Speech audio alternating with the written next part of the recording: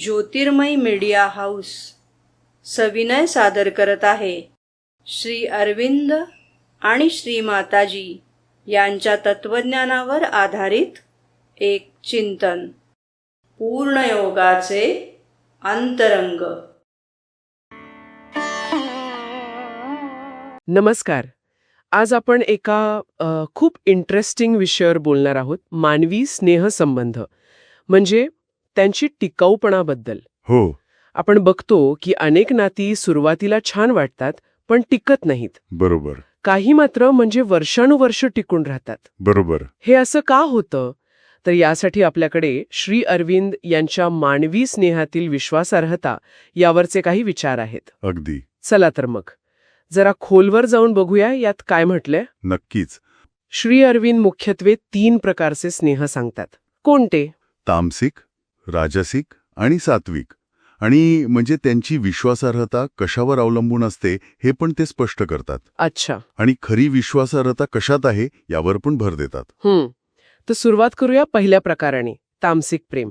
हे म्हणजे फक्त सवयीमुळे टिकतं असं म्हटलंय. हो, बरोबर. उदाहरणादाखल काही विशिष्ट प्रकारचं कौटुंबिक प्रेम म्हणजे खरं तर यात एकमेकांपासून दूर नेणाऱ्या गोष्टी असू शकतात, पण फक्त सवय म्हणून ते नातं टिकतं. हे जरा काय म्हणतात त्याला विचित्र नाही वाटत, फक्त सवय. हो, वरवर पाहता ते विचित्र वाटू शकतं, पण यात एक प्रकारची जडता असते असं म्हणता येईल. श्री अरविंदचं सुचवतात की यात कदाचित भावनेचा तो खरा ओलावा नसतो, पण केवळ एक रूढी म्हणून किंवा बदलाच्या भीतीतून ते टिकून राहतं. दुसरा प्रकार आहे राजसिक प्रेम. राजसिक? हो, हे तेव्हा टिकतं जेव्हा एका व्यक्तीला दुसऱ्या व्यक्तीची प्राणिक गरज असते. व्हायटल नीड म्हणतात त्याला. प्राणिक गरज? हो, ही गरज भावनिक असू शकते, मानसिक, शारीरिकी असू शकते. आणि म्हणूनच मग यात ते सततचं भेटणं, दुरावणं किंवा भांडणं, सलोखा हे चक्र दिसतं. बरोबर? अगदी अगदी बरोबर. ही प्राणिक गरज म्हणजे नक्की काय, जरा समजावून सांगाल का? प्राणिक गरज म्हणजे एक प्रकारची तीव्र भावनिक ओढ किंवा अवलंबित्व. त्यामुळे काय होतं ना, नात्यात खूप चढउतार येतात. कधी खूप जवळीक वाटते तर कधी तीव्र संघर्ष होतो. अच्छा. हे नातं मुळात अस्थिर असतं कारण ते गरजेवर आधारलेलं आहे.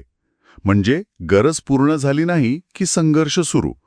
ही गरज दोन्ही बाजूंनी असू शकते किंवा कधीकधी एकाच बाजूने जास्त असते. एक प्रकारची ओढाताण असते यात. समजलं. म्हणजे बरीच अस्थिरता असते यात. हो. आणि मग तिसरा प्रकार येतो सात्विक प्रेम. यात सुरुवातीची उत्कटता, तो जोश कमी झाला तरी कर्तव्यबुद्धीमुळे किंवा काही उच्च आदर्शांमुळे ते टिकतं. बरोबर. म्हणजे हे जास्त स्थिर असणार पण कदाचित तितकं भावनिक नसेल, राजसिक सारखं. हो, ते राजसिक प्रेमाइतकं अस्थिर नसतं कारण ते तत्वांवर किंवा मूल्यांवर आधारलेलं असतं. पण इथे एक महत्वाची गोष्ट आहे. काय? श्री अरविंद म्हणतात की या तिन्ही प्रकारामध्ये खरी म्हणजे अगदी खोलवरची विश्वसनीयता हेलच असं नाही. खरी विश्वसनीयता किंवा टिकाऊपणा तेव्हाच येतो जेव्हा या स्नेहांमध्ये आंतरात्मिक तत्वाचा प्रभाव असतो. सायकिक एलिमेंट म्हणतात त्याला. आंतरात्मिक तत्व, सायकिक एलिमेंट, हाच कळीचा मुद्दा दिसतोय मला. हे म्हणजे सवय, गरज किंवा कर्तव्यापेक्षा वेगळं कसं? हा महत्वाचा मुद्दा आहे. हे आंतरात्मिक तत्व म्हणजे ना, नात्याचा जणू आत्माच समजा. ते आपल्या अंतरंगातून येतं, आपल्या खऱ्या स्वभावातून. जेव्हा हे तत्व पुरेसं प्रबळ होतं आणि स्नेहांवर त्याचा प्रभाव पडतो, तेव्हाच त्या नात्यात खरी, निस्वार्थ ओढ आणि टिकाऊपणा येतो. ही भावना सवय, भावनिक गरज किंवा केवळ कर्तव्य पालनाच्या खूप पलीकडची असते. ती जास्त शुद्ध, शांत आणि खोल असते. अच्छा.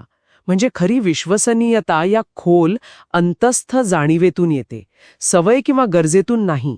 अगदी. याच संदर्भात मला आठवतंय, लेखानुसार मैत्री हा मानवी स्नेहसंबंधांमधला सर्वाधिक काळ टिकणारा किंवा टिकू शकणारा प्रकार आहे असं म्हटलंय. बरोबर. याचं कारण याच आंतरात्मिक तत्वाशी जोडलेलं आहे का? अगदी बरोबर. मैत्रीत काय असतं, प्राणाची ढवळाढवळ कमी असते असं श्री अरविंद म्हणतात. प्राणाची ढवळाढवळ म्हणजे?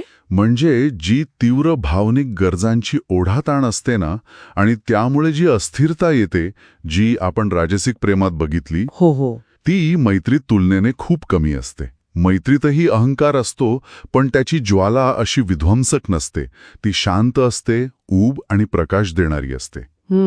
हे समजून घेण्यासारखं आहे की कमी तीव्र भावनिक चढउतार आणि जास्त शांत स्वभावामुळे मैत्री अधिक स्थिर राहू शकते. म्हणजे एक प्रकारे श्री अरविंद असं सुचवतात की जी तीव्र भावनिक ओढ आहे, जिला आपण अनेकदा प्रेमाचा आधार मानतो, तीच कदाचित त्याच्या अस्थिरतेचं कारण ठरते आणि मैत्रीतली शांतता तिला जास्त टिकाऊ बनवते.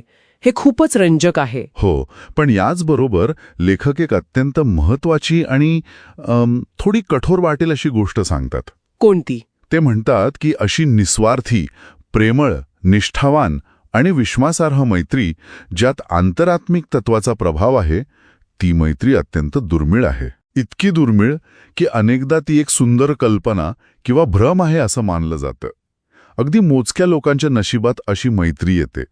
अरेच्छा, हे ऐकून खरंच थोडं आश्चर्य वाटलं.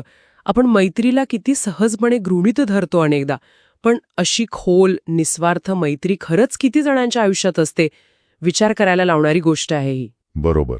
तर या स्रोताचा आपण जर निष्कर्ष काढायचा झाला तर तो असा की मानवी स्नेहांमध्ये खरी विश्वसनीयता ही त्या आंतरात्मिक तत्वावर अवलंबून आहे. त्यामुळेच मैत्री ही सर्वात टिकाऊ ठरू शकते, कारण तिच्यात प्राणाची ढवळाढवळ कमी असते. पण अशी आदर्श मैत्री प्रत्यक्षात खूप खूप दुर्मिळ आहे. म्हणजे ह्याचा अर्थ असा की आपल्या जवळच्या नात्यांमध्ये नेमकं कोणतं तत्व त्यांना टिकवून ठेवतंय? ती सवय आहे, गरज आहे, कर्तव्य आहे, की ते खोलवरचं आंतरात्मिक तत्व आहे?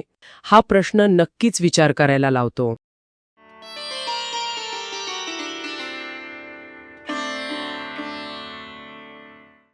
धन्यवाद.